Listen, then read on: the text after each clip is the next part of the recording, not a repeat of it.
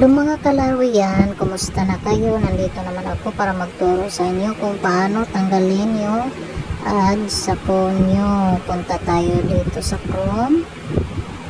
And then pindutin natin yan. Diba may 3 dots dyan? Diyan mo pindutin. Tapos hanapin natin yung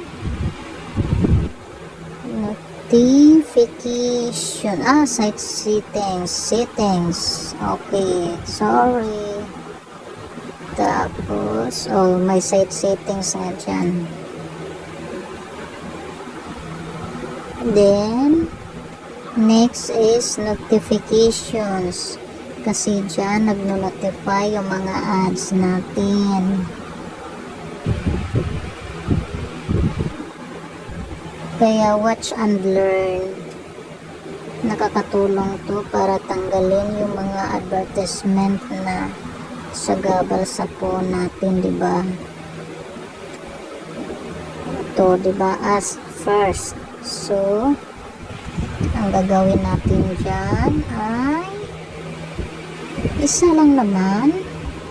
Diba? Tingnan mo, may mga ads na naman. Ang nakakaabala talaga siya. So, ito yung gagawin natin. Ito lang naman. Use quick messages, blocks notification. Dyan, click natin dyan. Panoorin nyo hanggang dulo kasi hindi pa ito. Meron pang next. Kaya, panoorin mabuti. Yung pop-ups, ads, i-off natin. Yan, diba naka-off na siya. And then intrusive ads, nasa Chrome yan ha.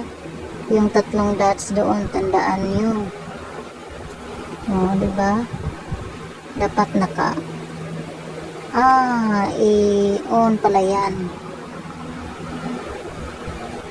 Yan, intrusive ads.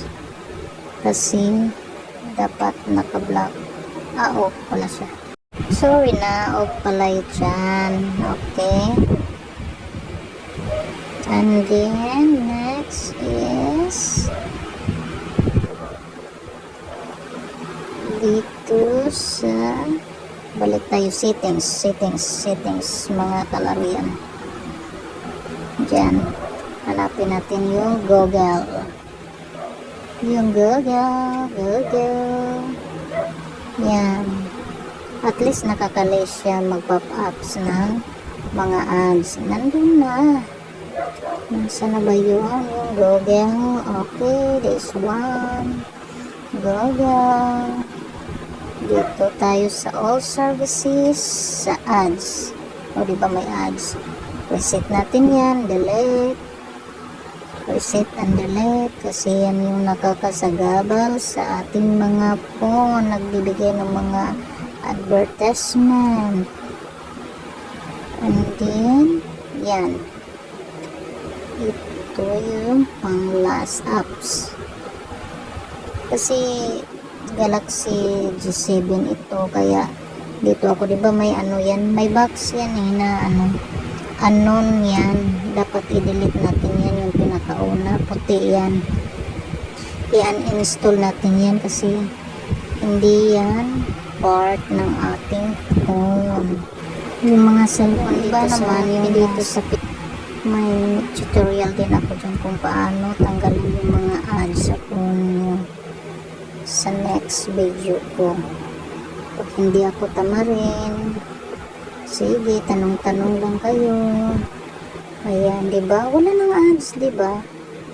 Nakita niyo, diba? Nung una, every 3 minutes or 5 minutes, Thank you mga kalarian sa panonood. Sana may matutunan kayo.